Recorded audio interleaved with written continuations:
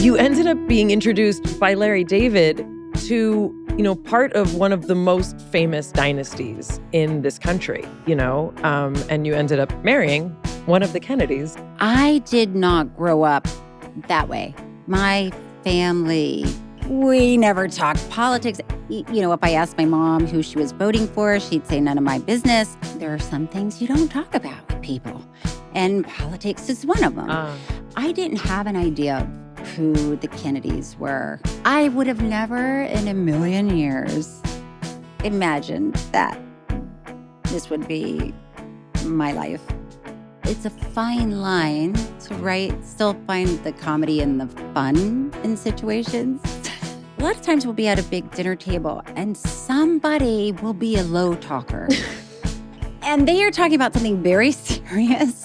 And it's just like, when I was younger, my father said to me and said, one thing that I never want you to do. And Bobby and I are like, wait, did you say your father? And they're like, yes. And on his deathbed, and we're like, and then, at some point you're just like, wow, okay, yes. You had a very scary experience with an intruder. With Bobby, yeah, it's intense. There are people that want to hurt him, and we've seen it. I'm home, I'm in my office, and I look outside and I see a guy I don't recognize coming in the backyard. And then I watch security, take him down, and somebody in the living room is calling 911, and I'm like, I think it's actually under control. I guess your definition of under control has to shift in your life. It's Mayim Bialik's breakdown. She's gonna break it down for you, because she knows a thing or two. So now she's gonna break down. It's a breakdown. She's gonna break it down. Mayim Bialik's breakdown is supported by Rabbit Air. Pretty much every doctor in my life has suggested that my family use Rabbit Air. And when it was first suggested to me, I was like, I don't need that. Sure enough, when I got a Rabbit Air, everybody's allergies got better. It made a huge, significant difference. This was the kind of thing I was pretty skeptical about, and everybody was right. Rabbit Air absolutely changed our sleep quality and our waking quality. Used to be sneezing all the time. It's totally different now. And they have all of these gorgeous design options now. You're looking at the Snoopy one. The A3 model looks super modern and sleek, but you can get all these different covers. This is the Snoopy one. Spring allergies are in full swing, so let Rabbit Air guide you through this season. Recommended, as I said, by allergists, including mine. Their certified asthma and allergy-friendly A3 air purifier by the Asthma and Allergy Foundation of America is your scientific solution to reducing airborne allergies like pollen, pet dander, mold, dust, and more. Features advanced 6-stage HEPA filtration. Rabbit Air A3 offers tailored options such as germ defense, pet allergy, or toxin absorber filters to suit your specific needs. Complete with laser particle sensing, wall mount adaptability, a convenient mobile app, and whisper quiet operation, Rabbit Air gives you everything necessary to combat spring allergies effectively, and we need it. In addition, this air purifier has won 4 International Product Design Awards, Red Dot, IF, IDEA, and Good Design, and was the winner of the Red Dot Innovative Product Award. Visit rabbitair.com or call their consultants 24/7 for expert advice. That's RABBITAIR.com. Hi, I'm Mayim Bialik. I'm Jonathan Cohen. And welcome to our breakdown. This is the place where we break things down. You never really give me that line. So you don't have to. This is the place where we break things down so you don't have to. Today we're going to break down a very, very funny human. Very excited. It's very exciting. I've worked adjacent to this person, but I really feel like I know her. Emmy Award-nominated actress, director, and producer Cheryl Hines. She's perhaps best known for her role as Cheryl on Curb Your Enthusiasm, which is currently airing its 12th and final season. I freaked out when I saw that season was, I didn't know, and I just opened HBO Max, and then all of a sudden there it was. I was like, oh my gosh. Yeah, I'm very excited. Well, she's been a huge part of it. Also directing an episode of, and many other things, but an episode of Curb in particular. Cheryl does lots of awesome things. She has a company that she started with her daughter called Hines & Young. We're going to talk about that. Great name. so many things to ask Cheryl Hines about. Welcome to The Breakdown. Thanks, guys. How was it to hear part of your bio? It's always strange. Yeah. You're like, oh, that's interesting. And actually something that I would like to add, which I didn't sort of read from the bio, I know you as a Groundling alum because I grew up in LA and I have many friends who are part of the Groundlings company and you're a huge part of that, community and that, Yeah, that world. That whole the world. improv world. The improv Exactly. and sketch. Yeah. Yeah. Yeah. And you were there in some pretty interesting years. Like you were there when Will Forte was there when you were there. Will Forte was there. And a lot of overlap. I was looking at your cast picture and I've seen a lot of those people, for years in Groundlings. Melissa McCarthy. Yeah. And Kristen Wiig. It was right before Kristen Wiig. But Chris Parnell. Wow. I mean, there's so many. There's just Rachel Harris is a really good friend of mine. But yeah, it's crazy. Well, and I mean, I have so many things I want to ask you about, but I'd like to start there if we can, because, for people who are not in the comedy world, a lot of people don't realize, it's kind of like Groundlings and Upright Citizens Brigade and like Second City, like those are sort of the places in the country, and greater Northern America, being respectful to the Canadian in the room. Those are the places. We have funny people. Second City it's represented. Canada. We're hilarious. But very yes. But those are kind of like the places, and a lot of people like come to the cities that those places are in order to make it big. And you start often in these theaters and you end up building a repertoire, you build a character, you build relationships. Yeah. And you went from that to obviously other acting roles, but this role that you are most known for is really, it's an extended long form improv, right? It is. And I wonder, when you started doing improv and doing sketch, did you feel like this is my, gateway to something else? Like when Curb came about, nobody else was doing what Curb was doing that way. Right. Actually, they're still not, which is interesting. Right. I don't know of any sitcom that's all improvised. Mm-hmm. But yeah, it's funny because when I was at the Groundlings, I really felt more at home doing sketch comedy, writing sketch, performing sketch, and then improv was just, I did my best. Some people are great at it. Yes. Well, what we do on Curb is different than what you do Correct. on a live show on stage, right? You're on stage. You know this better than anybody. They say, what are these two people doing? They work at Dunkin' Donuts. Lights go down, lights go up. That's then now you're in a scene about Dunkin' Donuts. And it's terrifying to me. It makes me cry. No, it's like, I keep trying to do the Cooking with Gas show. It doesn't go well. yeah, I'm same. Yeah. And they're like, no, just come back. But it's different because on Curb, so that is more about, deciding on a character in a moment. And, they always say, take it to 10. So why are we watching this moment in time? It's not two people saying, hi, how's it going? How's it going? There's a crisis. There's something going on. Put your hands up. Yeah, exactly. So there's some people and some improvisers, especially at the Groundlings, just because I know them, are so good at, they can reference like pop culture, politics. They have everything on their fingertips. And I am not necessarily that person. When I guested, there was a long form, the second act as a long form. And what was chosen was Harry Potter. And I had not read or seen any Harry Potter. I haven't. So I'm on this stage and it's like, oh, she's famous. I had I was like, I vaguely know that there's sorcery. Right. And I literally just was the sidekick in every scene that I did. And I literally didn't go back for 5 years. I mean, it was horrible. Yeah. It wasn't like, oh, you did great. Right. It was like, I don't know any of these references. Yeah. It was really bad. There was a sketch that you were in. I forget who your partner was.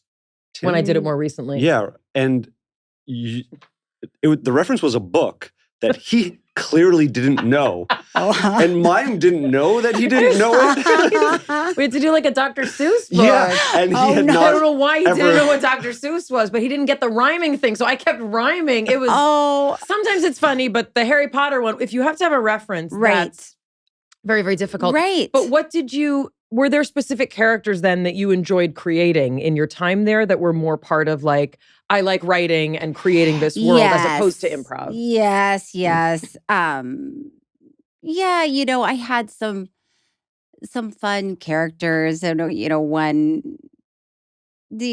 was a girl that was going over to see her boyfriend and she wanted for him to buzz her in because she was downstairs. And he just kept making her, kept asking these very personal questions before he'd buzz her in. And now people are at the door. They're listening to what kind of condoms and, I hope you're going to drink a lot. And it's like, oh my God, just buzz me in. That's funny. So there were things like that I felt like, okay, this is, I can control it. Mhm. I can write it. I can Mhm. think about it. So there were, listen, I was in the Sunday company at the Groundlings for 2 Mhm. years, Wow. which is crazy. So you're doing sketches every week. You're writing new sketches and Yeah. then performing on Sundays. You mentioned the word control, and I think this is one of the reasons I hate improv, because I do. I like to have, a sense of control. What is it like? Because, how do you see for you Curb? Is it a fusion of, sort of creating and also a character that is established? Like, where do you feel sort of a comfortable sense of control in that format? Well, Curb is so different because, your training as an actor is all about listening. Well, so is improv, of course. It's really just about listening. So on Curb, I don't have that pee in your pants feeling like, oh, the oven is on fire at Dunkin' Donuts and, you have to break the extinguisher. It's like, that's live improv, right? Yeah. But on Curb, I know, and I knew from the beginning who Larry David is. Right. And what's sort of ridiculous about him. Mhm. And what the idea of the show is just to, highlight that, Yeah. right? So, but You're a little bit, everybody's kind of laying pipe, right? If you're in a scene with Larry, you're like Yes. literally laying pipe. Yeah. You're just like, oh. Yeah, but it's funny because I was teaching improv when I got that job. And the first 3 years of Curb, he never showed me the show outline. Right. So most shows have a script. This has a 3 to 5 page outline, but I didn't even get to see that. So when I would be doing scenes with him, Larry would come home and say, oh, I just killed the neighbor's dog. I go, oh my God, why would you do? So he was always asking questions. Right. And then when I go to teach my class, they would say, we watch you and you're always asking questions. I said, why? Because I don't know what's going on in other scenes. I'm playing the reality of the scene as his wife. That's funny. I did nothing he said made sense to me. So I would just say, just tell me what? Why would you do that? So it was, it's a different vibe. Yeah. I did 3 episodes, but I think I only spoke in 1. And what was funny, I don't know if you know this story of how I got into Curb. Tell me. So I played Jodie Funkhauser, right? And the way that I got onto Curb is I was auditioning. It was after I had 2 kids. It was, I think, before I got Big Bang. And I had just started auditioning for things. And I was auditioning in a building. And as I was walking down the hall, I saw that it was the Curb Your Enthusiasm casting office. I've never done this in my life. I walked in and I was like, I'm down the hall for another audition. It's not even that it's my favorite show. This show is my life. I am Larry David. And I just want you to know, I'm auditioning again and I exist. And my name is Mayim Bialik. And whoever was sitting at the desk was like, oh my gosh, hi, that's really awesome. I never thought I'd hear anything. And several weeks later, I got a call to audition for Curb Your Enthusiasm. And I was like, the one time I actually put myself out there was for something I really, really felt passionate about. So I went in and they gave me a slip of paper. Yeah. And it was literally a slip of paper. It's like an inch. It's like a ransom note, not even. And it said, you run into Larry and Jeff and you're excited to see Larry, you're not excited to see Joe. Like, that's it. And that was all the information. I was cast from that audition. I'm a terrible improv person. You know this. I don't think that's true. But I just I didn't even have much to say. They hired me and I figured, okay, well, I'll get to see the outline. Nope. What was the audition though? But you skipped over the part where you had to play that out. Yeah, and I was just like, sorry. I was like, hey, nice to see you. Hey, that was it. And then the audition was over and I got the job. And then the day that I showed up to work, I was given no more information. No. And they were like, okay, now you're going to do that scene that was on your piece of paper. And there was Larry and Jeff. And I didn't know that my character was a lesbian. I didn't know anything. I didn't know that until the episode came out. And then I got to be until the episode came out. And then I got to be in 2 other episodes, with Bob. And we had this unbelievable, it was a wedding scene. And I didn't speak, but they needed me there because I was part of the family, right? Yeah. And Bob Einstein. Yeah, he narrated what every extra was crazy. thinking the whole time. And it was a running commentary the whole day. And we were peeing in our pants. He was unbelievable. And that was my day. He really was entertained by the atmosphere workers. And he would always, look across the room. Oh my gosh, he'd look across the room and go, Larry, these are all my friends and family. Look around you. And it was just and the poor actors that are extras, they're just like, what? Oh, he had he would whisper to me, this one is a butcher. Oh no. And she met him on their 3rd date. He brought a piece of corned beef. And it would just go on and on. Anyway, I had a wonderful time, but I was surprised that you literally don't know what else is happening. No, you really don't. There's something about your role on Curb that is actually quite hilariously resembles the stereotypical wife. Yeah. And reflective of relationships. Or what are you talking about? Right. I talked to Mayim about my business. And she's like, I don't understand anything that you're saying to me. Why are you traveling to this city? And so that's just on steroids. Right. Which is just so perfect. Well, yeah. Well, thank you. But I do think a lot of couples see themselves in these characters. Yeah. And sometimes it's opposite, but a lot of times the husband is Larry David and the wife is Cheryl David. I love that you didn't have to stay married, meaning your characters didn't have to stay married the whole time. I think that's really interesting. And I think it's important, it's an important dynamic. Yeah. I wonder for you, as an actress in terms of, this is a long time to play a role, it's a really long time. And yes, there was a hiatus, but it's a really long time to play that role. Is there ever a desire to be able to be a different version of this character? Or is it kind of once you sign up for this formula, you're in it? Oh, yeah, no. Curb is its own animal. You know what I mean? There's no changing it. Yeah. And you're gonna be blonde, and you couldn't be I want to be a redhead. I need to break out of my shell. No, because it's never about Cheryl David. Right. It's really how Larry David sees the world. Wow. It's through his lens. So there's never going to be a B story of, Cheryl David gets a job. It's that's just not this kind of show. You know what I mean? I wonder if I think that's a lot of women's experience, especially before the women's revolution, right? Before the feminist revolution. You were just that person's. There's sometimes, if you look in old cemeteries, sometimes women are buried as wife of, John Smith. Her name's not even on the gravestone. So I'm not saying that this is the 1700s on Curb Your Enthusiasm. No, but I think it's an interesting thing that as an actor, you're given a role and you kind of have to play it. And especially for women, sometimes you are. Because maybe I'm crazy. Mm-hmm. It's maybe true.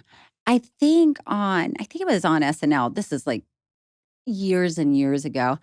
I think they did a Curb sketch and somebody played me and they were just with a dish towel, like just doing nothing with the dish towel, saying, Larry. And I was like, oh my gosh, that's it's just Cheryl waiting for Larry to walk in the door and go, what are you up to? And I never really thought about it until I saw that. I said, oh, I guess I'm just always at home. Wow.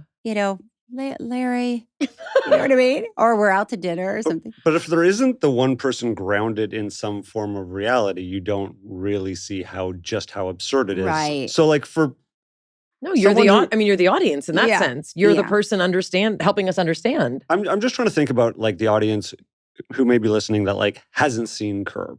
Okay. Like, how would we describe? It's like this podcast, but with Larry David and Cheryl Hines. I'm Larry David and you're Cheryl Hines. How would you describe the show? Yeah, how would you do? I don't know that I could do it. I mean, necessarily. It's one of the creators of Seinfeld, right? Yes. Created a show that's even more Seinfeld than Seinfeld. Like that, Yes. It's often like very, very small issues that get extrapolated and blown up to the nth degree. I mean, Yes. unbelievable things. Neuroses. A lot of neuroses and unbelievable things Yes. happen to this man. And he really hates social niceties. So, I mean, I have, in real life, been with him when somebody calls and says, you want to go to lunch? And he's like, no. And they said, oh. And he said, why do you want to go to lunch? And they said, oh, we haven't seen each other in a year. He's like, no, I don't want to go. But if you want to talk about something, just say it now. And they were like, oh, no, I just thought it would be nice. He's like, no, I don't want to do it. And that's the part of the show that really speaks to people because a lot of people think that they would like to do that. My favorite Curb Your Enthusiasm moment that I think really typifies the show is when Larry's mother dies. And obviously he's sad, but he also is so deeply relieved that he can use it as an excuse to get out of everything he doesn't want to do. And someone will call and be like, you want to do this? Oh, I'm sorry, my mom just died. Right. Like that's it. That's the epitome of Curb. When Larry was going to do that episode, because, we would talk all the time. He's like, what do you think about this idea? I like that I'm saying that. And Larry's going to listen to this and go, oh, really, Cheryl? I'm running all my ideas by you and have to wait for you to okay them. But he said, I think I'm going to do a show where my mom dies and my dad doesn't tell me and I miss the funeral. And I said, that's not funny. I said, you can't do that. That's not funny. And he's like, you watch. And he did. Then he did the episode, and his dad, played by Shelley Berman, was like, wow, I don't want to bother you. 100%. I mean, this would happen in my family. 100%. 100%. And it was funny, and I was wrong. So what do I know about comedy? Mayim Bialik's Breakdown is supported by Airbnb. If you're anything like me, there are times in your life when you know that you're going to be away from your home for like a good chunk of time. For example, I recently worked in New Jersey and New York, and I was gone for like almost a month. Did it ever occur to you, like it just occurred to me recently, that you can host your space on Airbnb? Like, especially so many people have put so much love and thought into their home and into the space. Why wouldn't someone else enjoy it? And if you're not there, you can make money off of your own place. It's like a really cool idea.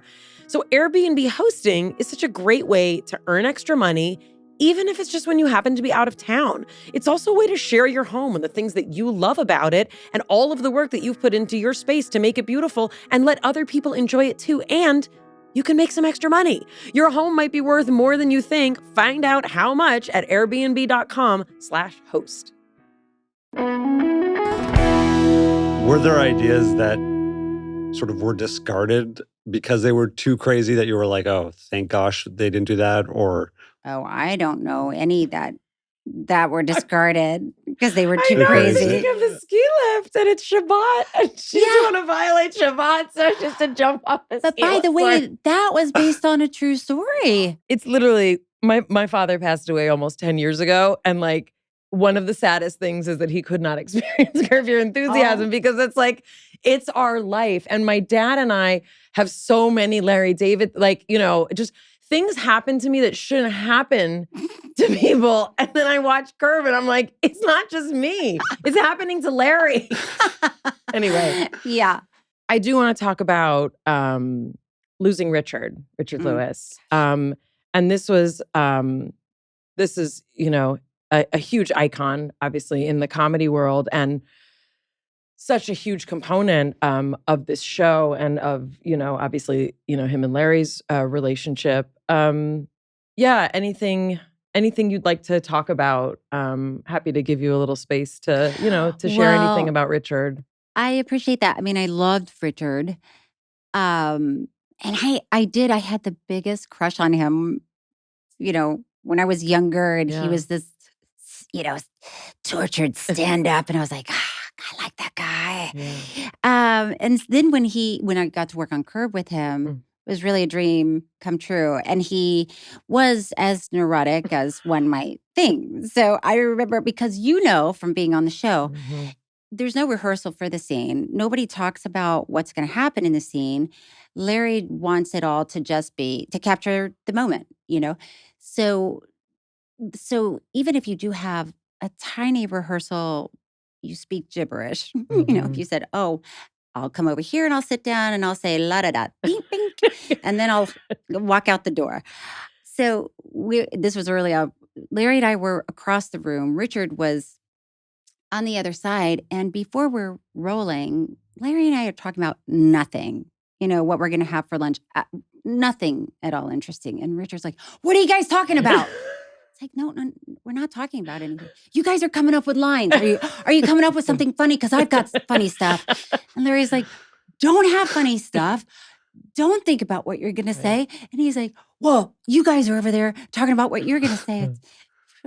We can say, we were just talking about what we're going to have for lunch. We're not talking about this scene. But always, even I had a poker party, Texas Hold'em. And I don't think he was putting this on. I don't think he was. But, in Texas Hold'em, you have two blind bets that go around the table. They rotate around. And every time I would come to Richard, we'd say, well, you have to put in $25, whatever. He'd say, what? Why? I said, well, that's the way that this is, 3 hours into it. It rotates around. I'm looking around. I'm the only one putting money in. Right. Remember, we just went around the whole table. He's like, I don't know what you're talking about. I just felt like I was being crazy. But he was just, and always so soulful and sweet at the same time. Really appreciate it. Yeah, I think I used to go to Jeff Garland's Break the Fast on Yom Kippur. And so Bob Saget would be, it was just like, it was, so everybody was there. And so I think I may have crossed paths with him at one point, but I also had a huge crush on him. Right? Something about that hair, hair. It was so hip and then. Dressed in black. All black. All black. He was always running his hands through his hair. I was like, wow, this guy's got a lot going on, but I like it. I wonder if we can dip into a little bit of what your life was like kind of before you got to Groundlings. You're born in Florida, is that right? Yes. Okay. And you come from humble beginnings. Yes. And kind of an interesting story. I wonder if you can talk a little bit about like how you grew up and were your parents creative? Was it just you? So I did. I grew up in Florida, mostly Central Florida and then Tallahassee. Yes, very humble beginnings. My dad had different jobs throughout his life. One time he, for no reason whatsoever, I don't know what, was he a great businessman? No. He came home with a big van and a few mopeds. Oh. Yeah. And we were like, what's happening? He's like, this is the new business. Oh. Like, how is this a business? So I had my dad on that side. Did the business work out? No. Okay, just asking. No, but cut to, I remember I didn't have a car. At some point, I'm 16. I don't have a car. I'm like, well, there's the old moped. And I remember I was going to a dance and I was like, I guess I got to go pick up the corsage on my moped. But and then my mom was, really always working. And there were 4 kids, and yeah, I mean, we were on free lunch when I was little, and always wondered, well, why do I have to stand in this line? And but I have a deep appreciation for how hard she worked, and they were fun. My mom's still around, and she's having a ball. Some days I'm having a ball. It's like, all right. But yeah, my sister and I guess my brothers, they weren't quite as enthusiastic as we were, but we would put on sketch comedy shows. Yeah, every Sunday. They weren't good. So don't be too impressed. But yeah, I don't know why. I don't know why I had that instinct from early on. Who took the lead amongst your siblings? Were you like writing and producing and directing, or was it collaborative? Like, how did you guys get into that? My sister was very bossy. I know she's listening. My sister Becky, Dr. Becky Hines, the first doctor in the family. Wow. But yeah, she. I don't know. We just had a good system. It's like, okay, you ready to do the elevator sketch? It's like, yep.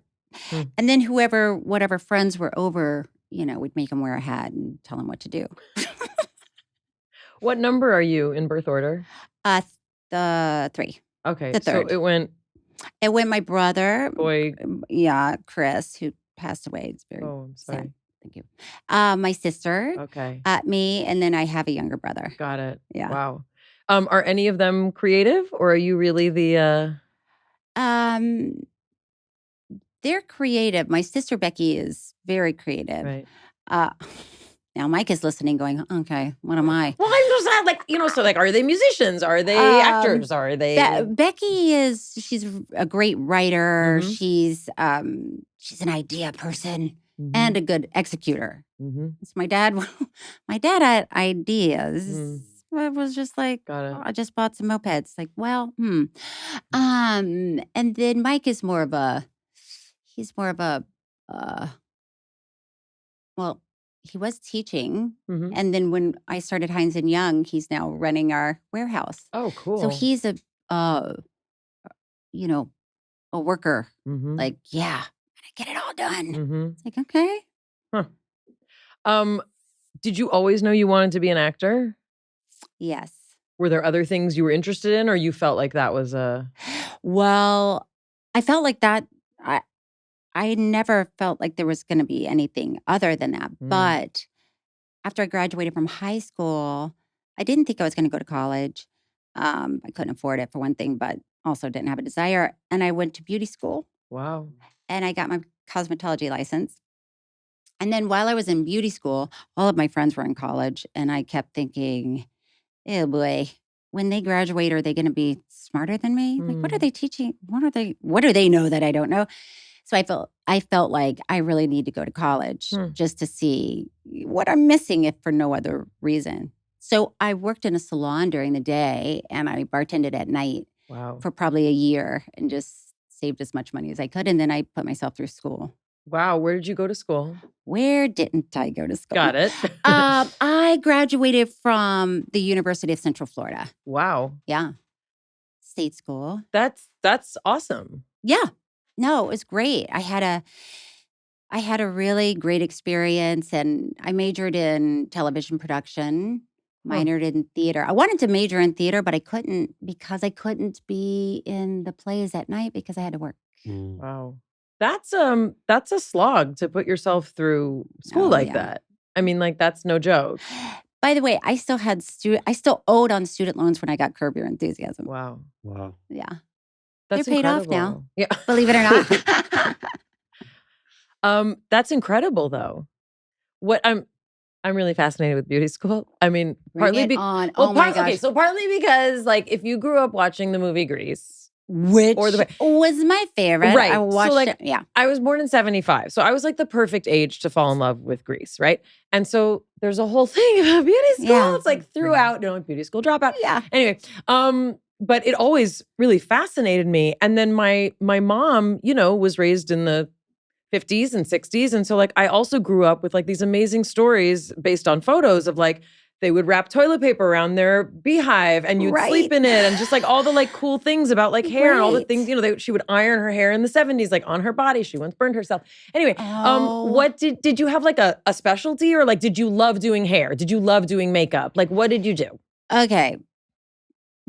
First of all, I was 17. Wow. So I graduated high school when I was 17. So I started beauty school when I was 17. This was in the heyday of perms and jerry curls. So, and there were only a few there were only, I think, like 3 girls that had just come out of high school. Everybody else was sort of older and like they knew that they were pretty serious about it. But we would stay out all night.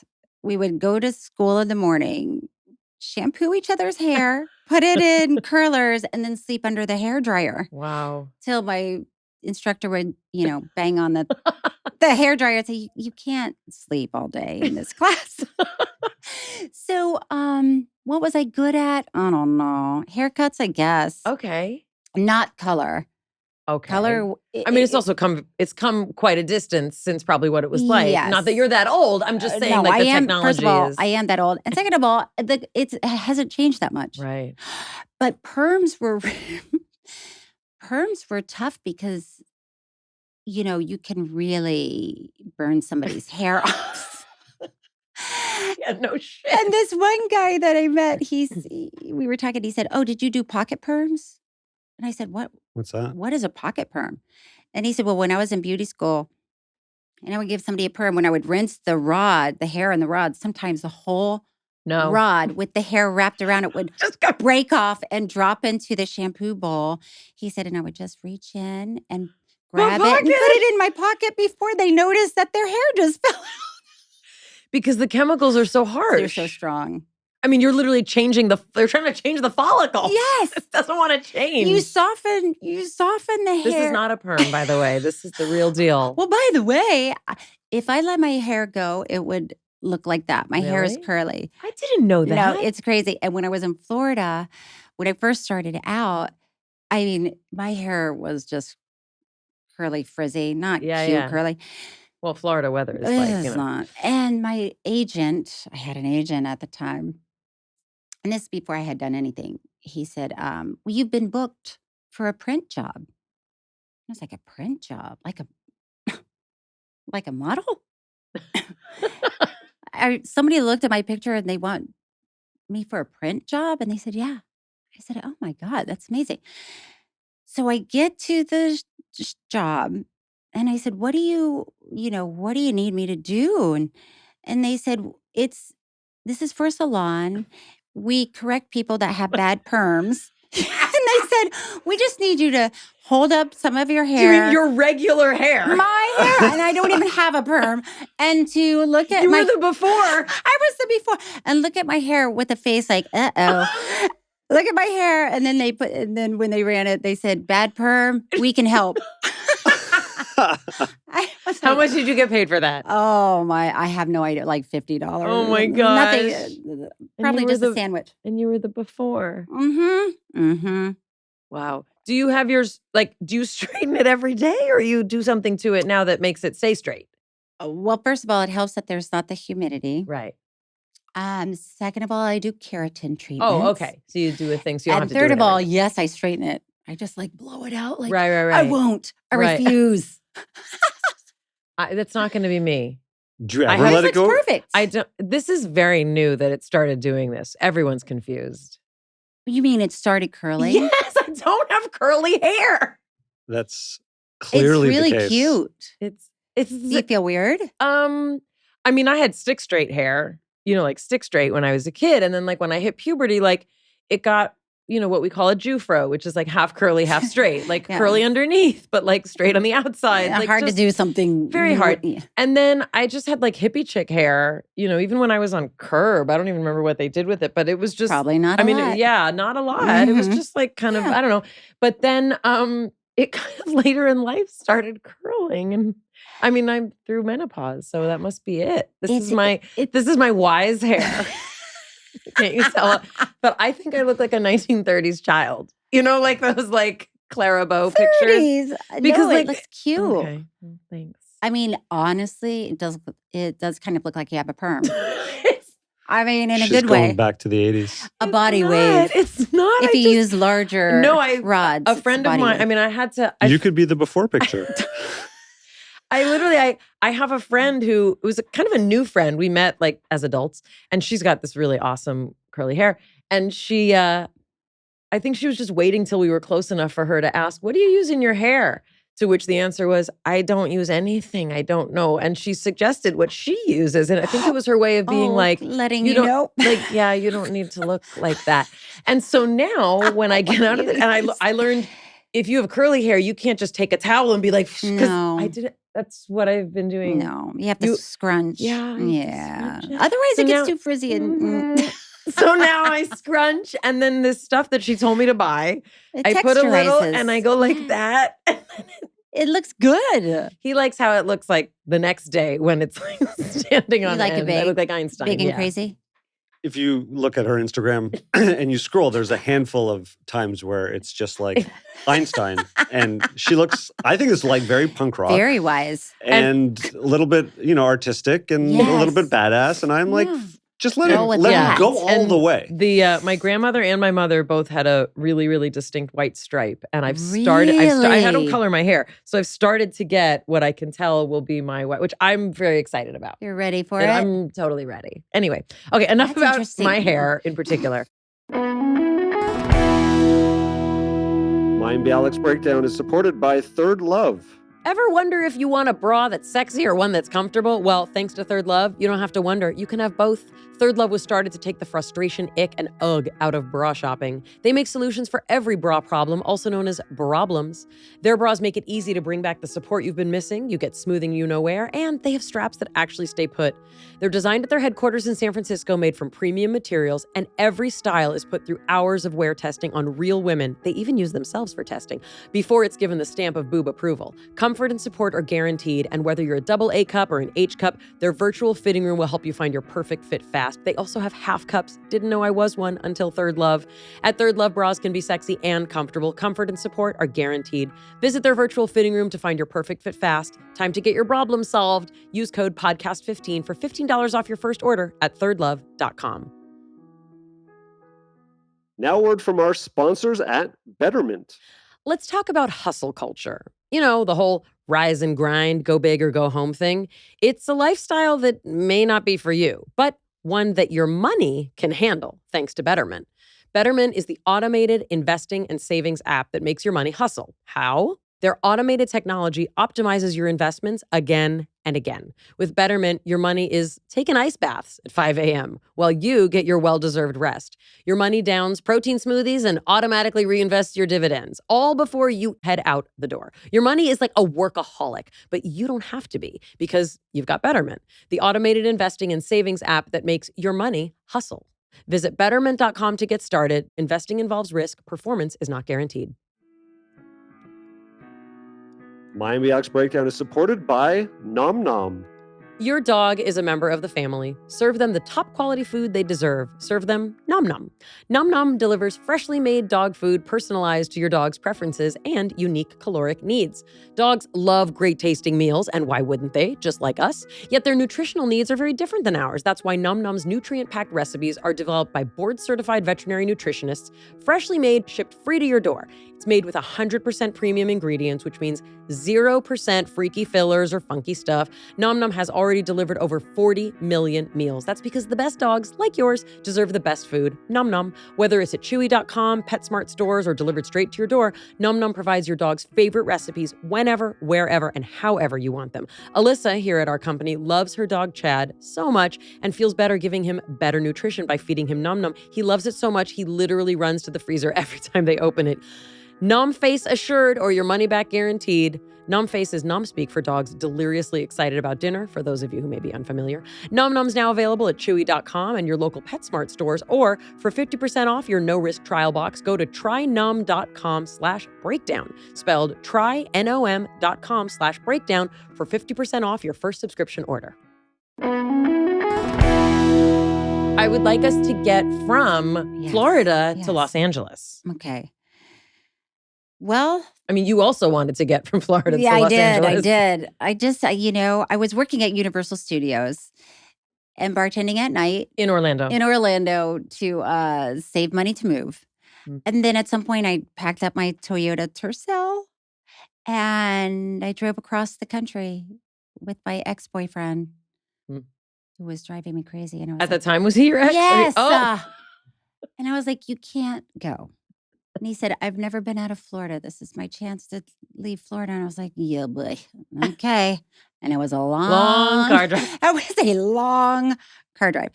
And then we were so confused when we got here because in Florida, the highways, there are a lot of toll booths. Yeah. So you're always paying tolls, And then when we got here and we were trying to get onto one of the freeways, it said meter on. Mm-hmm.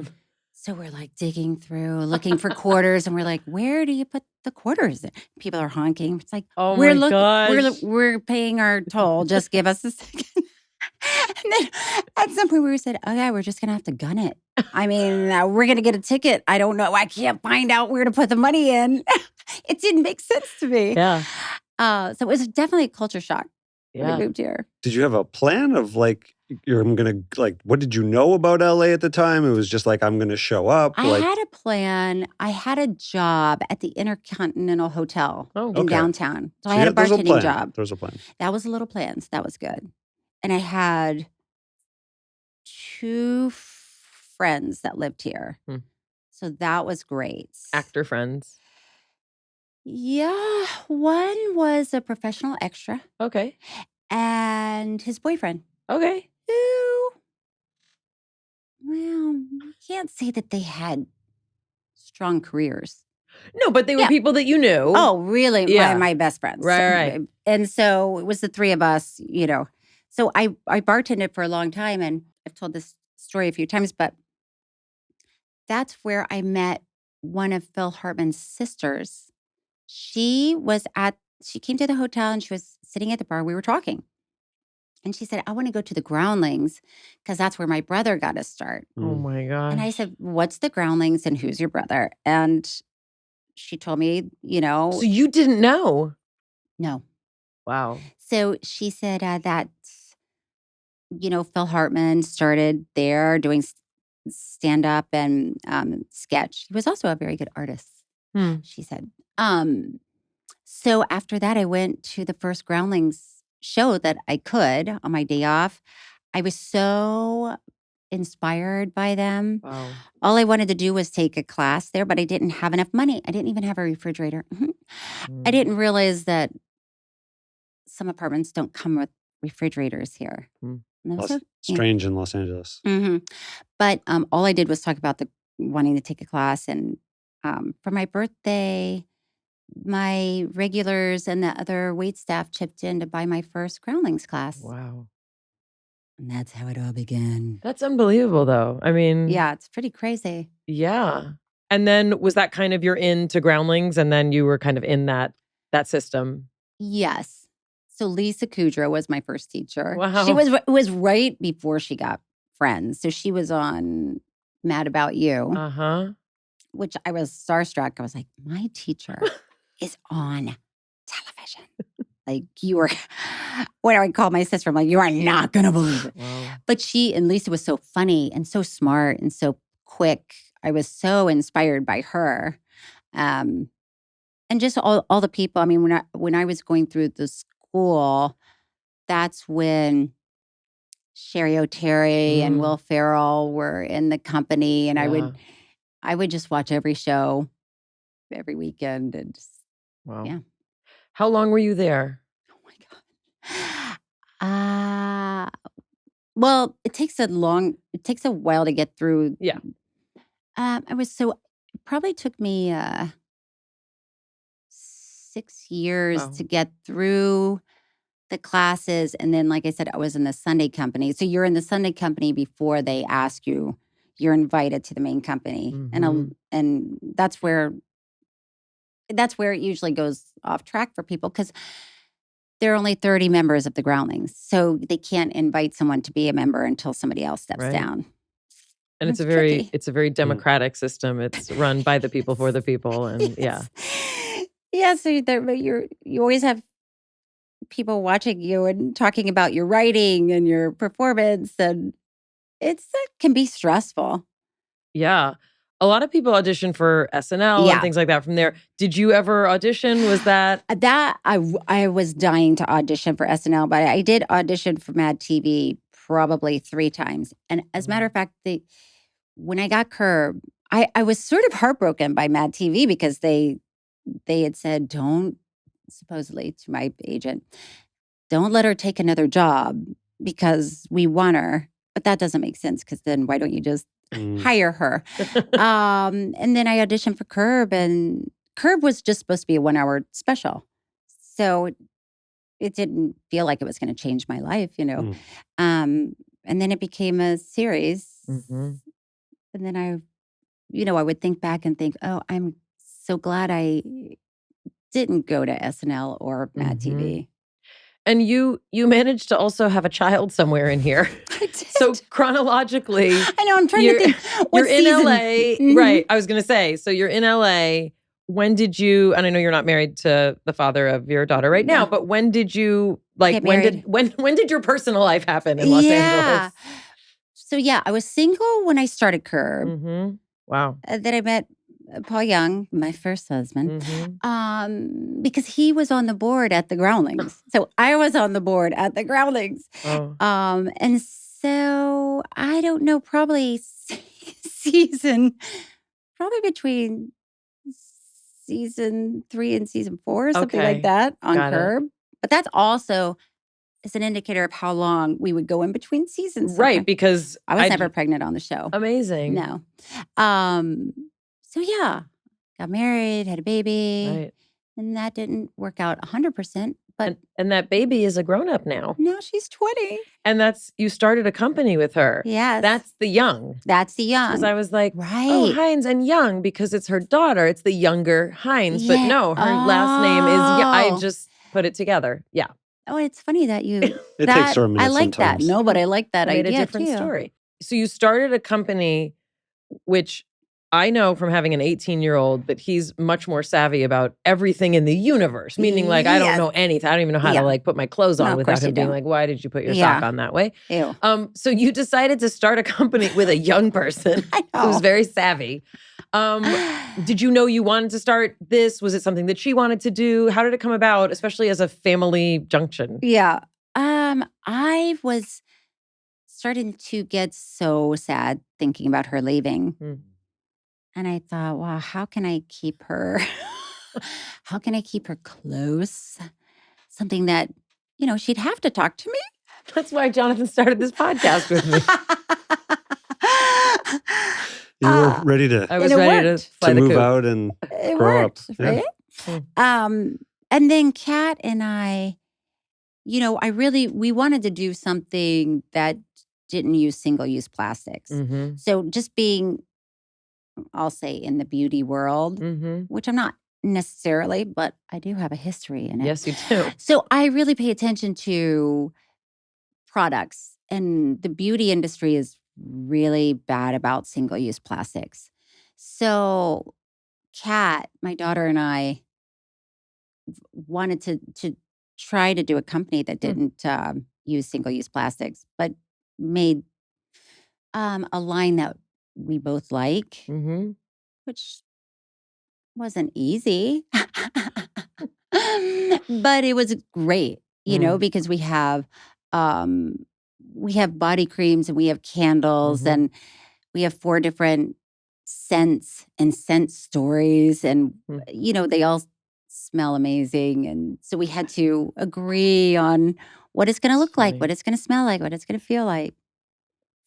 Who is in charge of marketing and sort of the visibility of it? Because, like I said, my 18-year-old, like, he knows everything about social media and like the way to do things. Like, he has a comment about everything that we post and is that part of the conversations, or does that get left to grown-ups? It's a lot of grown-ups. Yeah. Also, Because I want to believe like that you can just like unleash it on the 20-year-old and be like, do it. See what happens. That's what I thought. Yeah. But I guess it's like anything. It's if you have to do it, it's like, it's different than if you're just posting something because you love it, because it's your life. But if it's a job, then it's a different vibe. So we have some different people, and Kat. Kat's a really good photographer. Oh, that's She's nice. also very beautiful. I wish she would be, out there more for it, but she gets a little shy. Mm-hmm. But she's never wanted to pursue acting or on-camera stuff? Well, she really hasn't until lately. And we've been going to different premieres and different projects, and she's very inspired by the people here. It's creative. It's fun. We leave the premiere and she'll say, "Oh my gosh, Kristen Wiig was so funny in that. Oh my God," and so we have a really fun talk about it. So it's interesting. I'll be interested to see what happens. I want to ask one more thing before we move on. You and I have a shared OJ story that revolves around a bar. Yours might be more interesting than mine, but I don't know. I was in Ireland during the OJ when he escaped in the Ford Bronco, the chase. The slow, I happened to be working in Ireland, and I was at the bar. I was at the bar. I didn't drink until I was an older person, and so I remember I was like, because you could drink at 18, I was in the bar, and no one cared about this American guy, OJ Simpson. Right. But we were like, oh my God, riveted. What's happening? OJ Simpson is driving in the Ford Bronco. Anyway, that's my OJ bar story. Tell us your OJ bar story. Okay, well, why? So I was working at the Intercontinental Hotel downtown, and that's where the OJ jurors were sequestered. And I forget what floor they were on, but we weren't allowed to go to that floor. We weren't allowed to tell anybody they were Lord there. knows they needed a drink. Oh, they did. No, one of them, etched "help me" in their window, and you could see it. And I was like, what is going on that floor? But they were going crazy. Yeah. I mean, that was word at the bar. They were like, we had a pianist that would go, and she would play for them, but it had to be, on their floor and completely private. And she was like, they are going nuts. Yeah. Like they can't, they're not going to make it. Yeah. So it was very interesting. And then, I mean, I hate to toot my own horn, but I will. I was so good at working at the hotel as a bartender. Sometimes I would fill in as a waitress. One time I did room service. That my manager during that trial asked me to pack a bag and keep it packed by my door, because when they got news that a verdict was coming in, I was to drive straight to the hotel and check in. I think it was the first time I stayed in a really nice hotel. Wow. So I get to stay in a room and then, later on make drinks for people and deliver some chicken to somebody's room, which was also a very weird experience doing room service. I only did it one. That's really funny. It was like, "Hi, can I come in?" And this guy's in a bathrobe, and it was just like, what am I doing? That's very funny. This is a strange dynamic. That I'm in somebody's room. And I didn't know how to set up the thing. And I was just like, it's my first day. I love that. One of the reasons that I find your story such an interesting trajectory, like from Florida and from, the way you grew up and, beauty school and then coming to LA, you ended up being introduced by Larry David to, part of one of the most famous dynasties in this country, and you ended up marrying one of the Kennedys, as it were. I'm wondering, and I don't mean to romanticize, because of course there's like this, I think at least for my generation and possibly yours, there's a real like fantasy element to certain aspects of American culture. Yeah. And the Kennedys was one of them. Like I grew up, my parents would, tell me where they were the day they found out Bobby Kennedy was shot. And the day they found out where, And my father JFK. stopped voting after JFK was Right. shot. Like my father, like it was, Right. It was I mean, impactful. in my home, it was like he was the hope, the voice, you know, Right. especially for liberals. And my parents were first generation Americans. And like, Right. anyway, so like I grew up with this like myth of the Kennedy. Right. So I'm just thinking of your story and like where you came from. And then like to be, you know, obviously to like make it in LA is awesome. And I don't want it to be like you're defined by the person you're dating. However, when you're introduced to a Kennedy, like what was that like? Like what did it feel like to sort of consider yourself like as part of that world? Well, it's interesting because I did not grow up that way. Like Mhm. my family, I don't remember my parents ever mentioning the Kennedys. We never talked politics. You know, if I asked my mom who she was voting for, she'd say none of my business. Oh. So it was just like, oh, you don't speak of politics. Huh. Why do you think that was? I mean, you're also from a part of Florida that's basically the South. Yes. So it could have been also yes, that there were Southern manners. progressive tendencies that were burgeoning in young people. Yes. Mm. I'm not sure. And I'm not sure if it's because, you know, my mom, but she was very, or she is, I should say, you know, yes, Southern manners. And, Mhm. you know, there are some things you don't talk about with people. And politics is one of them. So I didn't have an idea of who the Kennedys were. The only thing I had known about them was what I learned in school and was like, okay. You know, pretty amazing people. Complicated. There's some complexity in there. Complicated. Some criminal issues with Yes, certain people. we've got some. Yes, Yeah. it's a big family. Yeah, yeah. So then, yeah, when I met Bobby, Bobby and Larry had been friends for a long time, and I just met Bobby. I want to say in passing, you know, it wasn't a moment in time where it's like, I just thought, oh, you know, he was really nice. He gave me his beanie, like knit cap, because we were actually on a ski lift, and he said, "Well, you don't have a hat?" I said, "No, I was with Larry. We were going to go to this fundraiser.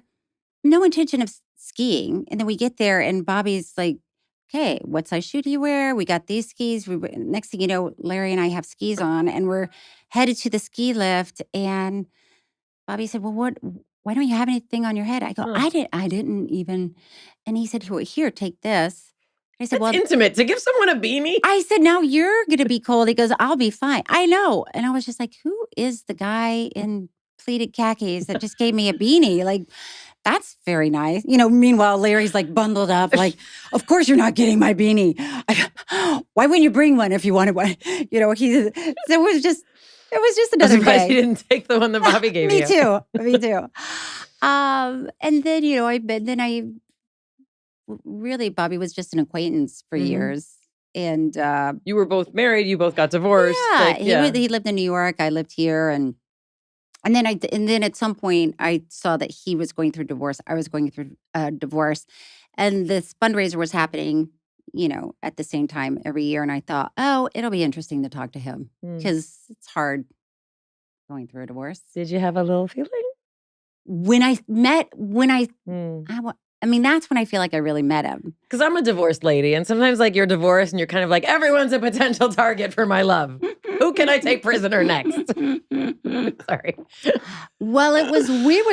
It was like a lightning strike. I choose you. Sorry. Okay. Lucky. Come with me. Yeah, it was just like I don't know, there was an energy that just struck me when I saw him. We connected in a way that was just like, oh, I see you. I see you. And it was interesting. But still, I lived in LA. He lived in New York. And it was what it was for a while. We were just a long distance, interesting romance. Yeah. And then did he end up moving out here? Yes. Then he asked me to marry him. Still living apart. Yes. I love that. That's so grown up. Yeah. So Look, grown this up. distance thing is a problem. Let's solve it with marriage. Well, yes, I guess. But I said, well, I don't it would make more sense if we lived in the same state. You're so conventional. Uh, And he has kids. He has 6 kids. 6. Yeah, he had Wow. 2 kids Okay. with his first Yes. marriage. People are complicated. Yeah. 4 with his second marriage. And so what's the age difference between, let's say, his youngest and Kat? His youngest is 22. Oh, Maybe. Okay. Yep, they're pretty. Oh, so same. Okay, I mean, same arena. Yeah. Got it. Yeah. Okay, so you got married. He moved here. You got married. Yeah. Okay. Yeah. Yeah. And then as time went by, he's an environmental attorney. Mm-hmm. I remember early on having a conversation with him, asking him why he wasn't in politics. Right, because his whole family, I mean, that's, And he felt like he could accomplish more Mm-hmm. if he wasn't in politics. He could sue polluters. He Right. could hold people responsible Yeah. in a way that he wouldn't have been able to do. And he's done a lot of tremendous Yeah. things in that capacity. Larry said not to date him. Well, Larry, so Bobby talked to Larry, which is kind of hilarious. Why would he feel the need to ask him for his? He's also traditional, clearly. Yeah, for his, Your hand in approval. Yeah.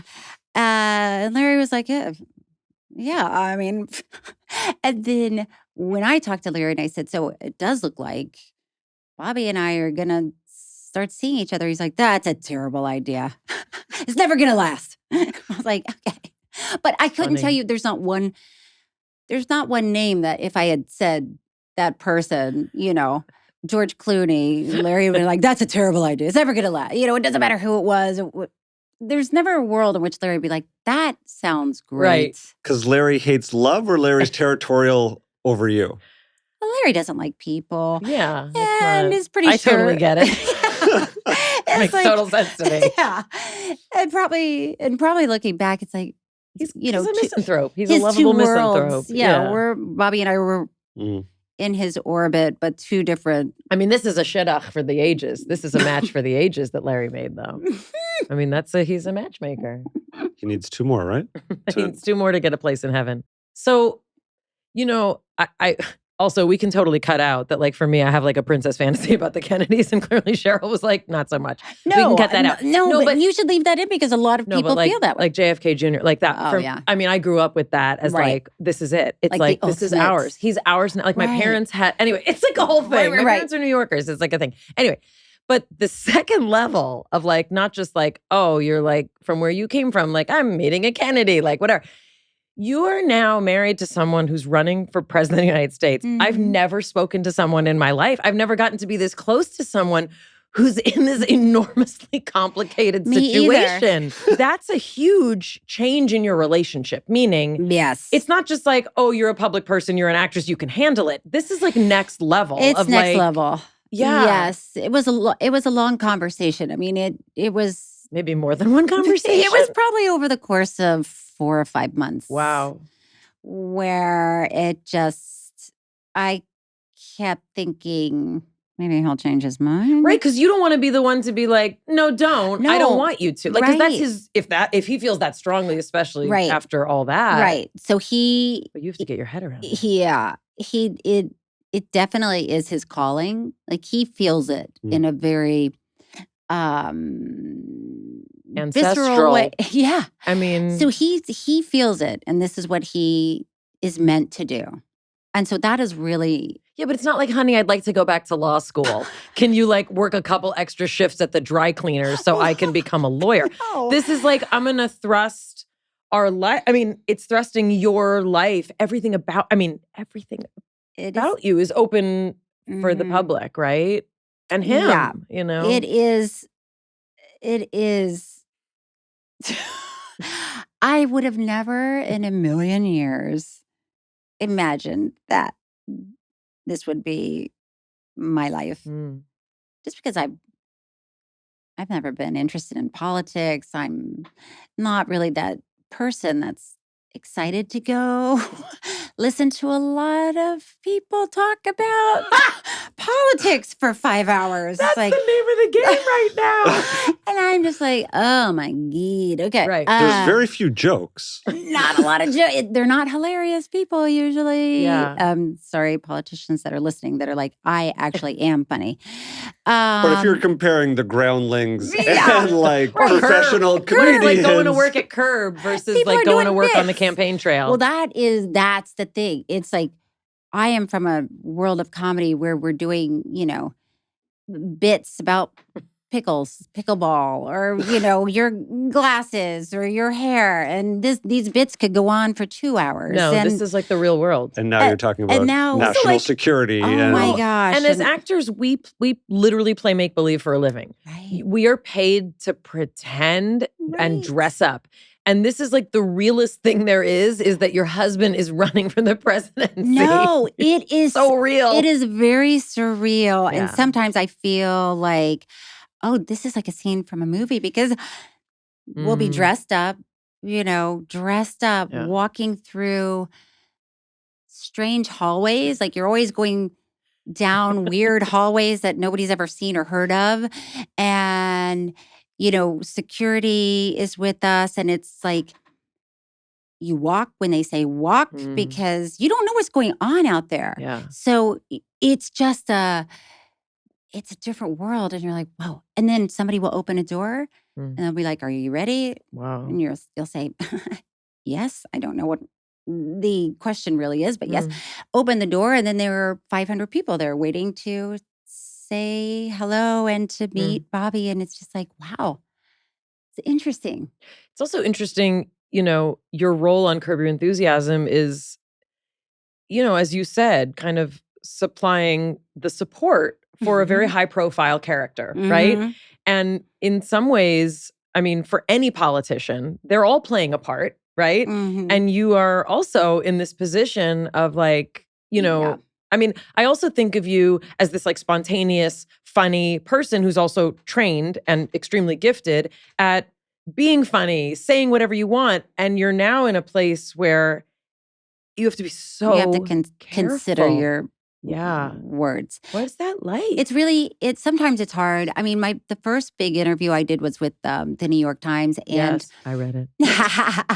and that was very hard because I have to try to think about, I want to say something flip or, Yeah. but I don't because it's not going to not trend. gonna land. No. And there's always going to be someone looking to find fault. That's Right. the position that you and your husband are in. Right, Yeah. right. So you can't, so sometimes even in that interview, I remember she asked me, had I talked to any of the previous first ladies? We're all in a WhatsApp Well, group. And I wanted to say, oh, I just got a text from Melania. Yeah, you're But channeling Ladybird. But I didn't because no matter what you say, it's not, some people will be mad. It just, so I have to just like, okay, just take a beat. If, it's a fine line to still find the comedy and the fun in situations. Are there those moments personally? Like, there has to be some way that, you can sort of diffuse, when it's just the two of you, right? Like there has to be, I want to believe that there's humor there, meaning that you can joke and laugh about all the like craziness of the structure of bureaucracy and politics. Well, yeah, I mean that. Listen, it is like Veep meets Modern Family because Hines and Young is hilariously a relaxation line that we had been working on for a few years, and it just happened to launch right after Bobby announced. So, Bobby. So me and my sister Becky and my brother Mike and Kat, we're working on Hines and Young. It's your own project. Light a candle at the end of the day, just relax. And then Bobby, it's about, you're walking to the living room and they're talking about Russia and, or whatever. Or, you look at your Alexa and you're like, don't say it in front of Alexa. And, it's just like, what is happening? But Bobby and I we have a lot of fun together. Yeah. And one of the things that it's hilarious, but also in the moment, it's not as funny as you might think. But a lot of times we'll be at a big dinner table and somebody will be a low talker. And they are talking about something very serious. And it's just like, when I was younger, my father said to me, and he said, one thing that I never want you to forget. And Bobby and I are like, wait, did you say your father? And they're like, yes. And on his deathbed, he said, and we're like, and then, at some point you're just like, wow, okay, yes. And then it's like, did you get the story? It's like, wow. Oh, that's funny. So there are those little moments that are just, you can't even imagine till you're in them. Yeah. But it's a whole night of that. That's not just one moment of the night. That's like a lot of the night where you're just like, I can't, will you sit next to the low talker for just 20 minutes? Because I need a ear break. I'm like, I'm dying over here. You're leaning. I am. I'm leaning like with my ear, like to his mouth. And it's like, okay, I want to ask another question. Yeah. And you don't have to say who it is. Have you ever met like a really, really like important, like political person and you don't know who they are? You say you don't know who they are, but like I would imagine again, like I know how your brain works. Like there has to be like absurdity to some of the situations that you find yourself in. Yes. Right? But it has to be like Veep. The Veep person had like the assistant whispering in their ear who the heck these, and then sometimes you get it wrong and you right. Well, and also you can't laugh your way out of things, which for me, that's always the way I get out of things. So I guess that's what I was asking. Like, are there any situations where, you're kind of needing to call on other resources, right? Because you cannot use humor. Well, definitely when you're in another country and you don't speak the language. You go to other countries. You've had to go to other countries. Oh, we've been around the world. I mean, wait. Okay, so this I don't know. Like, oh yeah, it's part of his life, his job, the presidency. Well, no, we haven't. We haven't lifestyle. We haven't been traveling around the world for his presidency run, but I just didn't know if you traveled during that time. I know that yeah, but it's a fair question. Yeah. But it's because you have to look like you know what you're doing. Yeah, you have to look what you.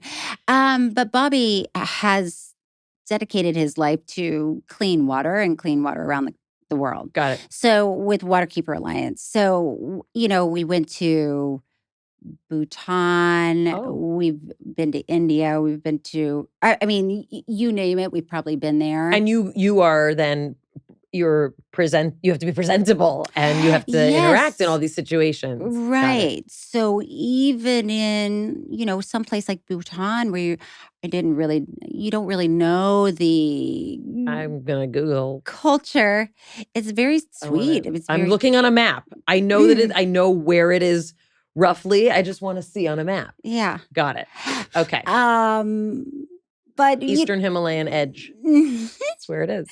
And we, sometimes somebody, a prime minister of a country that you don't speak their language will want to serve you lunch, which is very nice. But for them, if they use their hands, it's an even bigger honor. So it's like, thank you very much. And I don't eat meat. So that's always, Some places don't understand that. No, and it's just something with a giant bone sticking out. Like that. Thank you. So it takes a lot to not, go to do a comedy bit. Yes. It's like not the place. It's a tough audience. It's a tough audience. And I'm not saying that was our experience in Bhutan. But in Bhutan. Yeah. But this could happen. This could happen anywhere potentially where your normal go-to would be like, Thank you. Right. One of my friends said, and maybe if I write a book, this will be the title, said, when in doubt, curtsy. Because it's like, that's not bad. We're just like, hello, Kurtz. I don't know what I'm doing here. No, but in Bhutan, we went to this coronation. I think it was a coronation. It was a celebration, nonetheless. And the king was there. And it was an all-day thing. And one of my friends was there, and he said he was getting really hungry, and they were serving rice, and you just made a little cup with your hands, and which he was watching everybody else, and he's like, all right, got it. And then you just, eat it out of your hand cup. But it's moments like that are really interesting. It's fascinating to see other cultures and to meet other people. But there are funny things that you can't really be funny about. I mean, like practical stuff though, like you're in a country, you're with the king, like you are. Yes, if you will. And I assume if you're with the king, you're at the Kingdom Palace? Yeah, like an outdoor. Yes, but there are definitely, yes. Are you staying at the palace? You're staying at a hotel next to the palace? There's palace guest quarters? In this particular... There's the palace. There's the Bhutan Palace. We didn't stay at the palace. It's fascinating that you're like getting exposed to things that you would never see otherwise. Yes. That's like truly fascinating. But like practically, like for example, I don't eat gluten.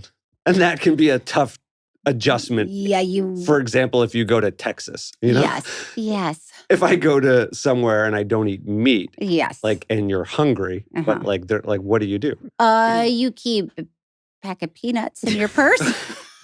And I'm not kidding. You have to. Yeah. Because what are the odds that you're gonna be able to eat?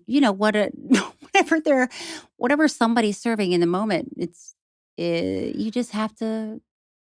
I mean, if nothing else, I learned about Bhutan today. Is there a king in Bhutan? So it was built, the palace was built in 1857. It's one of the oldest monarchies in the world. And the Bhutan Foundation is hiring a senior program officer and an accounts officer. So if anyone is looking for a position in Bhutan. It's very beautiful. But by the way, beautiful. You can't visit Bhutan without a guide. Oh. Yeah, it's very mountainous. Remote, yeah. And so if you're just a tourist, you might have trouble. One of the questions that I hate that you're asked, which I'm not going to ask, is like, what would it be like if you became the first lady? It's a dumb question because we're not there and you don't have to think about that right now. But the question that I have is a little meta. Yeah. I wonder if like when you're alone, when you're like in bed, like if you ever let yourself go there, just like even for like a second. Like, do you let yourself go there or do you really have to suspend disbelief? And when you go there, is it like a scene in Veep?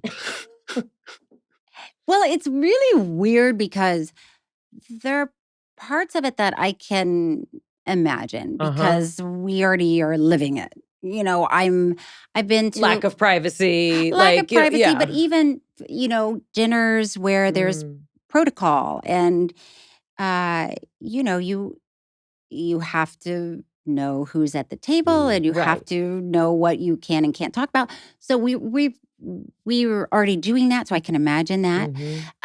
What I can't imagine is just like, what is the day to day like at the end of the day when you're like, I'm gonna hit the hay? What does that look like? Of course there's a room. Right. Is it like a giant room? Is it a giant room with a bed with, where you close the curtains of your bed because the room is so big and people are watching you? Or is it just like, is it carpeted? Like, how long has the carpet been in there? This thing has been around for a long time. Like, what is it?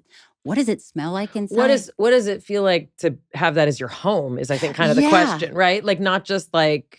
Right. You're not just spending the night for a few nights. Right. Like, that seems like that's how it would feel. Like that's where you have to live now. It would just be like, it's hard to imagine telling my friend, just stop over. Right. Come up to my room and we'll watch Netflix. Right. And then the Secret Service forever. Right. Like, that's a big change. You've talked a bit about some of the security stuff. I mean, there's also so much around, obviously, the Kennedy family in general because of, two very, very public and, devastating assassinations in the Kennedy family. But, beyond that, for anyone who's, in the presidency conversation, like there's security concerns. But, you had a very scary experience with an intruder, but I was also really struck by how you've talked about it in terms of like, there's a matter of factness about it that you sort of have to take on. Can you talk a little bit about that? And I'm assuming that you've experienced some of that as a public person yourself, even separate from this. How is it different?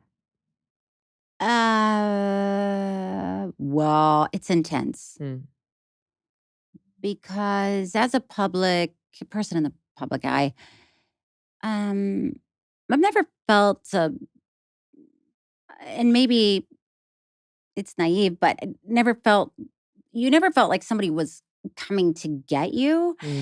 If anything, maybe somebody wanted to talk to you or get close to you, or, but with Bobby, it's intense because, there are people that want to hurt him, and we've seen it.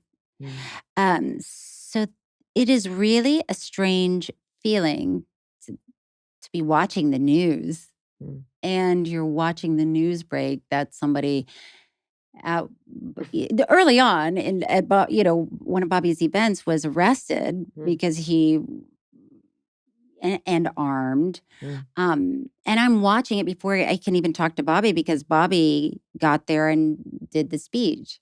So it's a strange world. Yeah. And then when I was home and I was see, this is once again, it's Veep meets Modern Family. I'm home. I'm in my office doing Instagram Live with my friend. And her handle is Mom Loves Baking. My friend from Tallahassee that I went to high school with. We're talking about Hines and Young. And she's going to get a big bump after this episode. But she's great. And I look outside and I see a guy I don't recognize coming in the backyard. And I stopped and I was looking out. She said, "Are you okay?" And I said, "Well, and I'm watching because I'm not sure. Is this the time when I say, I gotta go? And you're always afraid to overreact in that situation. Like you don't want to be that lady. Right. So I'm watching it and then I watch security, take him down, and somebody in the living room is calling 911. And I'm like, I think it's actually under control. I mean, I guess your definition of under control has to shift in your life. Where it's like, okay, I don't know. I mean, it would be easy to be so stressed every day about all of it. Yeah. And to be fearful of the unknown. Like, I don't know what's going to happen. I don't know what any of this is going to look like or feel like. So I spend a lot of time breathing through it, letting it go,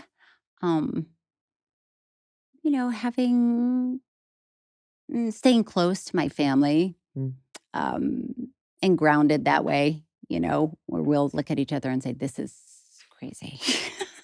It's surreal. It's surreal. I mean, I'm amazed that you can have the peace of mind in that moment to like, did you finish the Instagram Live? Oh, we did. Yeah. It just goes on. We wrapped it up. Show goes on. That's show business, baby. I'm curious, is there anything in particular that you've adapted either for self-care or, just for general wellness? Is there anything you've adopted, in this new phase of kind of life? Meaning, have you taken up a new hobby? Is there a certain exercise? Like, is there anything in particular that you've found is helpful as you, kind of enter this very public phase of life in such a different way than your previous public life? Well, this is going to sound like I'm just promoting Hines and Young, which, is also a promotion for Heinz Young. But because we have, 4 different scents, and I kind of trained myself with this one scent. It's called Capri Honeymoon, because we did go to Capri on our honeymoon.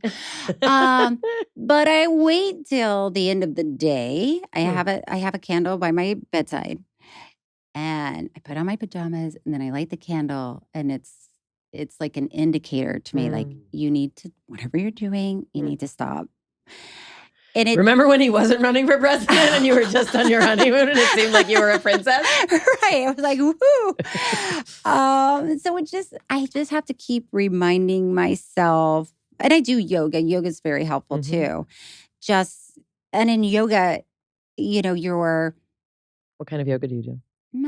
Regular. Like poses and asanas. Yeah. Okay, got it. So, but when you're holding a pose that's really uncomfortable and you feel like, oh, my leg is shaking and I don't want to do it.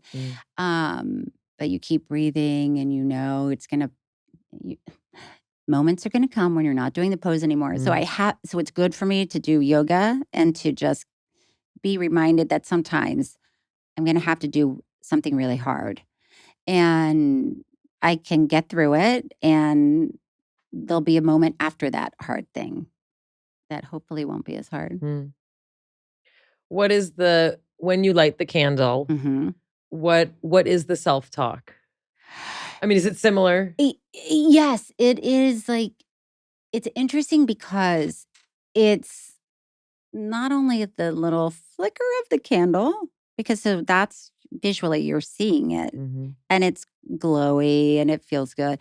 But to smell it, it's like, okay, the talk is everything's already happened that's going to happen today. So there's nothing you can do from this moment till you wake up that's going to change the course of your life. All you can do is relax, take a minute, breathe in, which is hard, because sometimes you want to, and sometimes I do, like pick up the phone and see what news is breaking in the world. Is there something I need to know about? But most of the time, it doesn't matter if I know the news is breaking or not. Most of the time. I'm curious, where did you learn this? Because just based on what you've said a little bit about your parents, I can't imagine, and many of us were not raised with this sort of like breath and awareness and mindfulness consciousness.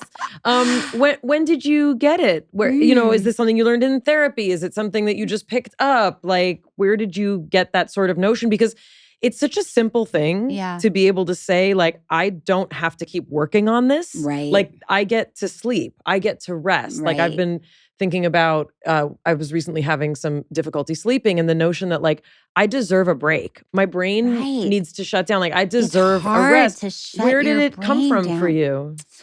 Well, I think it started in acting classes. Because I remember there was one that he really focused on relaxation, which I was excited about. But I understood later when I would start going in to audition, you feel your adrenaline, you feel your blood pressure go up right before you walk in to audition. And nobody wants to see a nervous actor. And you're not going to hire a nervous actor. Just built a career on it, Cheryl. You go into auditions, you're just like crying pretty through much. it. Like If literally. you cast me, I'll be fine on the day. But as a producer, you can't. It's hard to cast a nervous actor in an audition because it is very stressful. But on set is even more stressful. So I paid attention at that time. Like, how do you keep calm in a very stressful situation? And then I've recently really been revisiting it. Well, there's a lot of overlap between not only like improv and acting, the mindfulness, but you present, and this is the first time I've ever had the pleasure of sitting down with you, but you present as extremely grounded, extremely focused, extremely calm. And that, I'm not saying that you don't have a motor running 1,000 miles an hour in the background, but the way that you come across isn't that. She could be the first lady. She has to seem like she's composed. I have to keep it together. I'm going to lose it as soon as I walk out. I mean, people are allowed to let off that steam, but to be able to, have that presence. So I always find it interesting between the skills of improv and how do they translate to the rest of life. Yeah. Well, I did learn a lot with improv because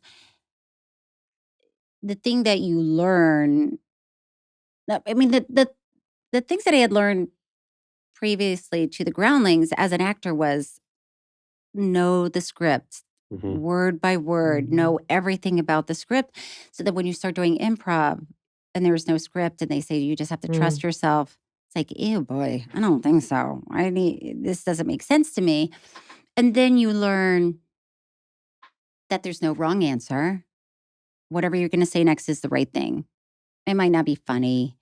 It might not even add to the scene, but nobody's going to get up and walk out because you just said the kitchen's closed. They might not laugh, and your scene partner may be like, okay, well, I thought we were at the baseball game, but okay. And then you justify, and your scene partner justifies. And so the thing that I learned was just to not, and I can't do this all the time, of course, but to not second guess yourself and to not judge yourself for saying whatever you're about to say. To trust yourself that you're not going to say, I trust myself that I'm not going to say something terrible to somebody that would like nothing be offensive. Racist. Right. So no, but like sometimes you're like, what's going to come out of my mouth next? Well, there's trust, and you have to control the anxiety or you can't get anything. Yeah. So it's like, let's be mindful, let's be present, let's show up. Yes. And so you control that. And then when I think about like bringing it back to the shutting your brain down at night, you're like, well, I have to have trust that the day is over. Because when I hear, and I have the same experience that mine, like when you can't sleep and I can't sleep, put it in the first person. What I'm trying to do is like figure something out mentally that I can't. So I pick up the phone to see if there's news or but there's nothing there that is going to solve the thing that I'm focused on. So like, how do I then come back to trust? And I actually think there's a lot of improv that is related to that. Like there's an overlap between mindfulness, presence, trust, and improv and what we learn in any type of healing practice or mindfulness practice. I think you're right. And it's about trusting, right? Trusting the universe, and it's going to be okay if you are in bed for 2 hours awake, but not doing anything. Like, it's okay. And nobody's judging you. And because there's also that feeling that I feel sometimes where it's like, if I'm awake, I should be doing something productive. That's the narrative about the thing that you felt in the first place that just spirals us. Yeah. Because you brought up the word universe, and I like talking about the universe. Yeah. Do you feel like there is some sort of like plan that you, or some sort of divine intervention that you are on this path that are experiencing, these very, what I'll call just abnormal, because there are only a handful of people that get to have. I mean, you've had exceptional experiences. Yeah.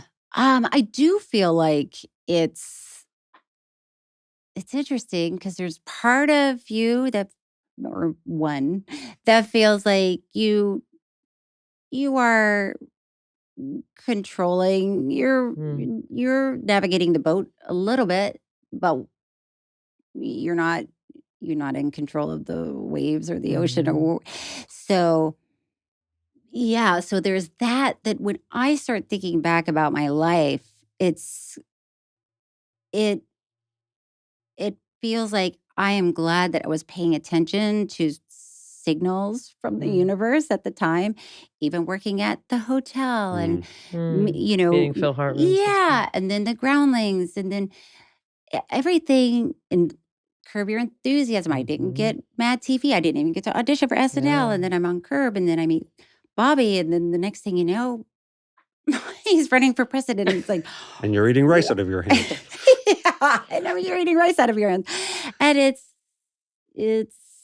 but I feel like I try to be receptive to what's coming at me and what's presented to me in life. Mm. I mean, I don't want to sound too, but you might, I mean, do you feel the same way?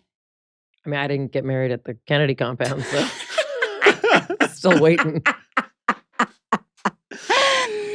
She wants to know if there are extra cousins. Are there cousins? Are there any single cousins? Well, no, I mean, also like, John F. Kennedy is the first Catholic president. Like in my family, we're Jewish.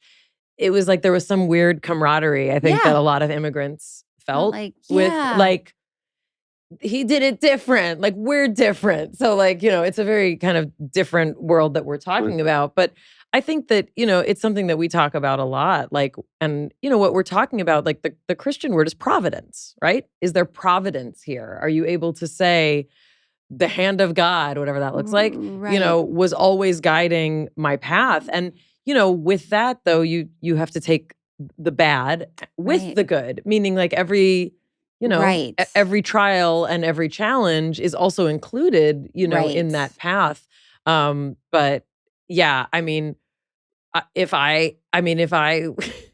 no, I wouldn't have drawn, if I were you, I wouldn't have drawn that line from beauty school at 17, to being a famous actor. Right. And, even that alone, like respected in your profession and known to, millions of people, like for your talent as an actor, like that alone. I mean, you're very 9 lives about this though, you've had a lot of incredible iterations. It's really, and if we go metaphysical, because to answer your question, obviously totally different arenas. But I do think that for me, when I look at like small moments, for example, I met Mayim when our kids were 3 years old at a shared birthday party that they were friends at. We were both married to other people. Mm-hmm. That was 12 and a half, maybe 13 years ago. Yeah. I moved away from LA back to Toronto. Then I moved to Oregon, and this number of things that happened and the way that then we got to these chairs was totally random. Like there was no way that would have happened. And the number of things that would have had to happen in order for that to unfold, to even have this conversation, to hear about someone's life who's even more peculiar. But like in some of my circles, they're like, you're sitting down and having this conversation from some kid. I'm from Toronto and my friends are, a lot of them still there doing whatever it is that they're doing. Many of them having really cool experiences, but just, I never saw that for myself. This is your Bhutan? This is your Bhutan.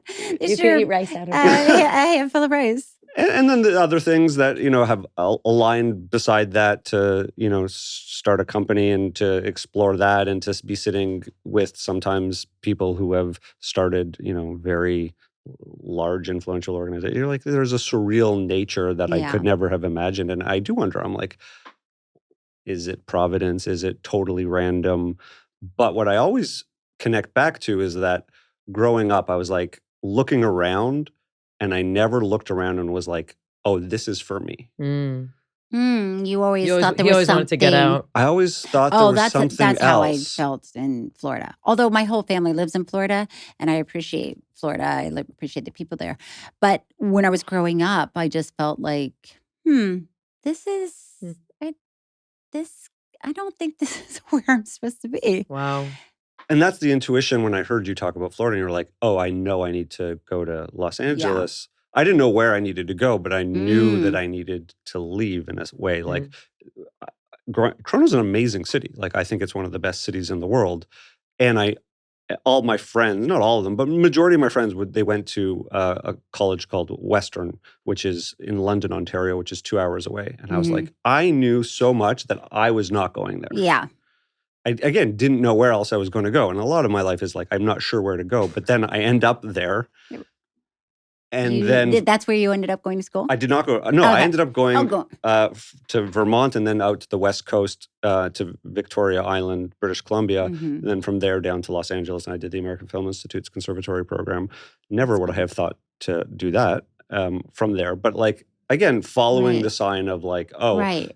this doesn't feel like something Right. I need to do or where I need to be. Which is powerful too, to know what you don't want Mhm. and to be able to move away from it. That's hard. It's not always easy Mm.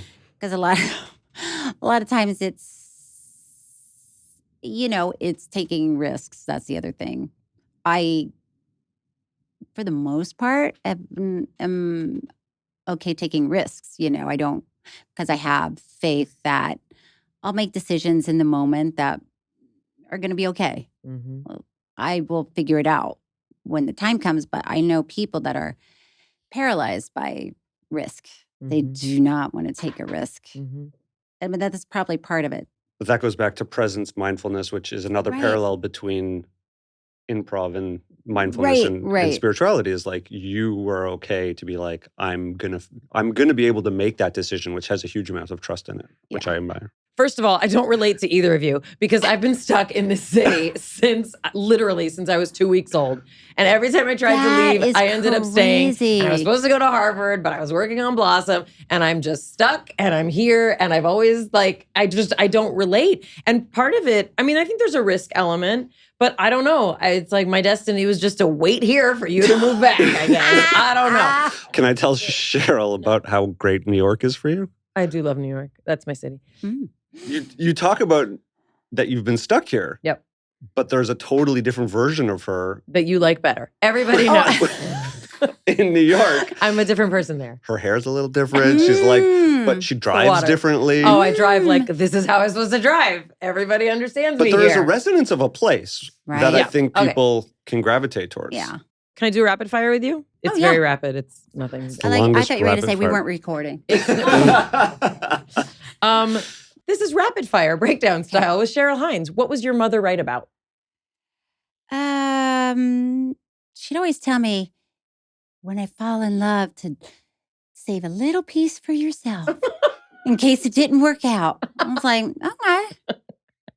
So that was interesting. What was your father right about?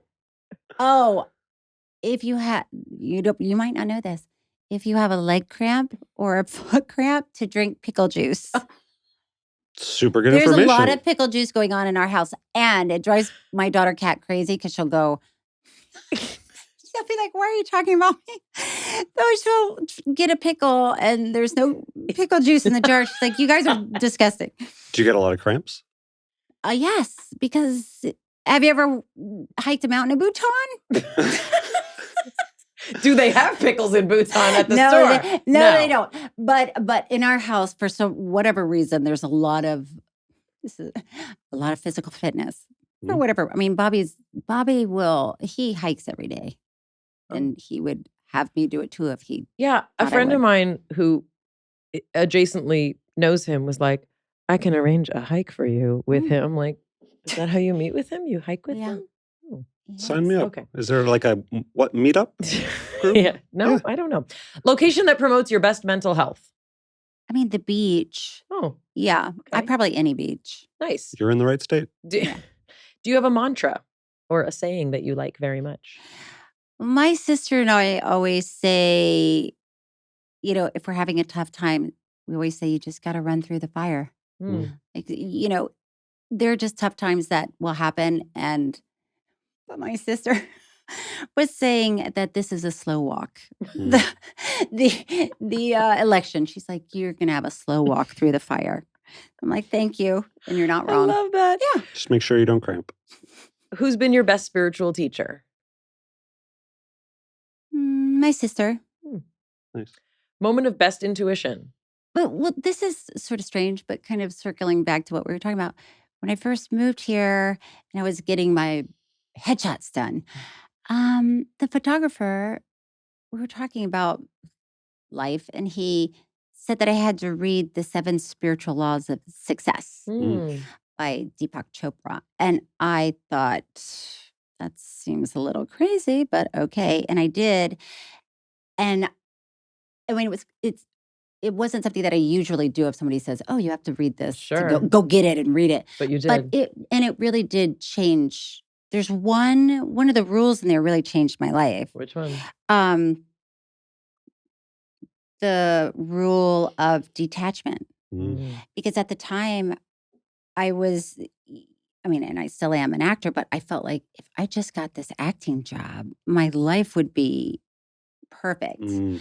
So you get so attached to the outcome of every audition that I just needed that job. And then once I could detach from the idea of you're probably not going to get the job, so just relax, but just go have a great audition. It changed my life, and it changed how I see things, because sometimes I realize I have to let go of the outcome. Just like it's just like this campaign. If I really wanted to be first lady, and I felt like my whole life would be complete, and that's what I was hanging on to. That's a tough way to live. And then if that doesn't happen, then what are you left with? But if your intention is, I'm going to enjoy the people that I meet along the way. I'm going to see this world through this lens that otherwise I would never see it through. Then whatever happens, the outcome is what's supposed to have happened, whether you make it or not. But if you don't make it, it leads you to the next thing. And if you do, then, that was meant to be. That's a long answer for a rapid fire. Sorry. That's great, though. It's a great piece of learning. Who are you most competitive with?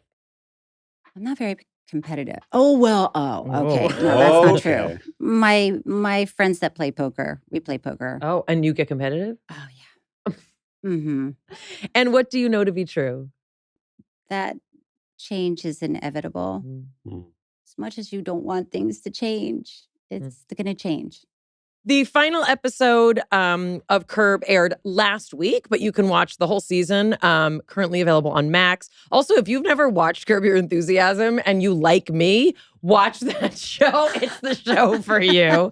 And also check out Hines and Young. Oh, yeah. Can I just say, please, that your listeners can have a discount if they go to shop Hines Young. A lot of people listen to this. Yeah. Okay. And then type in She's like, your 5 listeners can have a coupon. And then type in when you're checking out the breakdown 20. Stop it. Yes. That is so generous. Breakdown 20. And you too can have a Capri honeymoon with Cheryl Hines. And at the end of the day, just light your candle and don't worry about a thing. From our breakdown to the one we hope you never have. We'll see you next time. It's Mayim Bialik's breakdown. She's gonna break it down for you. She's got a neuroscience PhD or 2. One fiction, one and now she's gonna break